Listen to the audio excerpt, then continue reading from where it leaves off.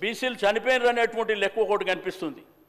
మరి అదేవిధంగా ఎస్సీలు 1,79,000 మంది చనిపోయినారని, మరి అదేవిధంగా ముస్లింలు 1,66,000 మంది చనిపోయినారు అనేటువంటి ఒక లెక్క కూడా మరి మీకు సోషల్ మీడియాలో కానీ పేపర్లలో నేను చదివినటువంటిది.